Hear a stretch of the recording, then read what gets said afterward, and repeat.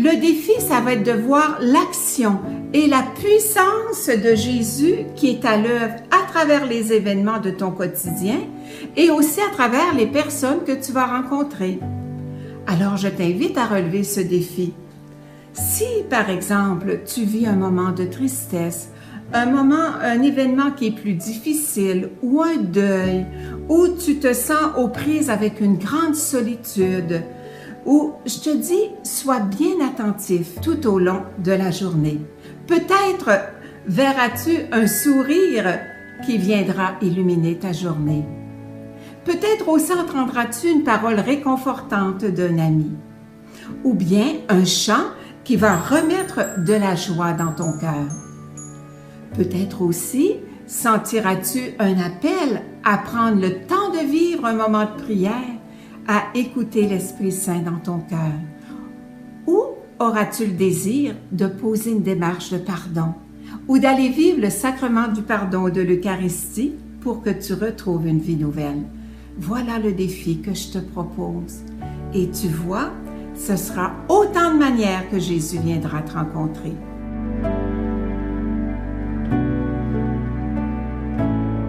Bien sûr, il est difficile de croire que Dieu est proche de nous, que Dieu est le Dieu de toute consolation, lorsque nous entendons parler de guerre, que nous entendons parler de cette pandémie qui atteint tout le peuple de Dieu, toutes ces catastrophes naturelles, ces personnes qui souffrent de profonde solitude.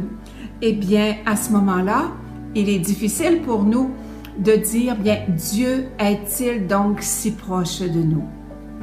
Et pourtant, dans le récit de la transfiguration qui nous est proposé cette semaine, nous allons voir Jésus qui va amener ses disciples sur la montagne, ses 3 disciples, Pierre, Jacques et Jean, qui étaient ses amis, je dirais, intimes, ses amis proches.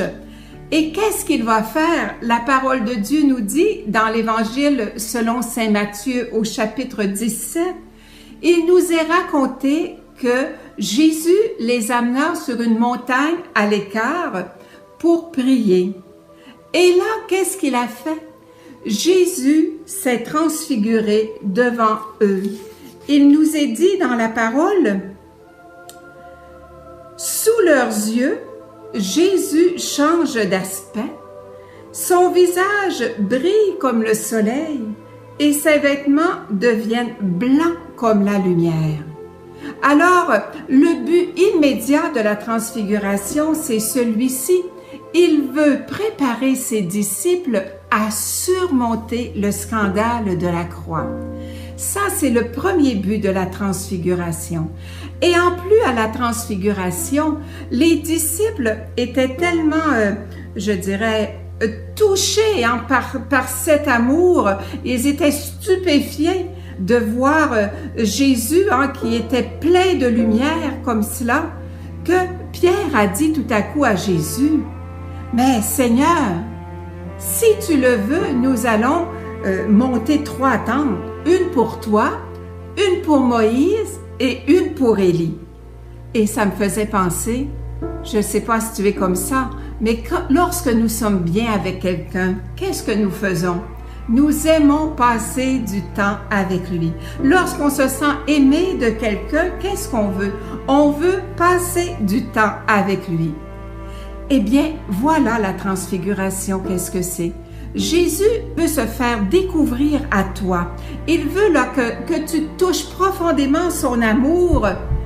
Alors, Jésus, à la transfiguration, a montré à ses disciples, Pierre, Jacques et Jean, qu'après la croix, il y a la résurrection. Et c'est cela qu'on oublie si souvent. N'est-ce pas? Quand je passe par un moment de souffrance, au début, qu'est-ce que tu fais? Eh bien, tu te dis, Dieu m'a abandonné. Et pourtant, il vient te redire aujourd'hui ce message. Oui, il y aura la croix au cœur de ta vie, mais n'oublie pas que Christ est ressuscité. Et c'est cette gloire qu'il veut te manifester. Alors toi, as-tu besoin de consolation? Tu sais, si tu en as besoin, Jésus, il est là pour t'aider. Jésus, il est là et il est bien présent au cœur de ta vie. Et si tu prends le temps de t'arrêter, de prendre le chemin de ton cœur, tu vas le rencontrer. C'est ça la bonne nouvelle que je t'annonce aujourd'hui, parce que tu vas voir Jésus dans ton cœur, puis tu vas le voir aussi dans ta vie quotidienne. Alors si tu veux, on va demander à l'Esprit Saint qu'il vienne t'aider, qu'il vienne m'aider à bien le voir dans mon quotidien pour que je puisse relever ce défi, que je ne suis pas seule, mais que Jésus est toujours au cœur de mes combats. Alors je t'invite à prendre le chemin de ton cœur. Oh oui, viens Esprit Saint en mon cœur, toi qui es l'Esprit consolateur par excellence. Viens ouvrir mes yeux afin que je puisse voir les consolations de Dieu qui se présenteront pour moi aujourd'hui. Et ainsi, mon cœur pourra demeurer en ta présence. Mon cœur demeurera dans l'assurance et dans la paix. Merci, Esprit Saint. J'ai confiance en toi et je t'accueille tout au long de ce jour. Viens, Esprit Saint.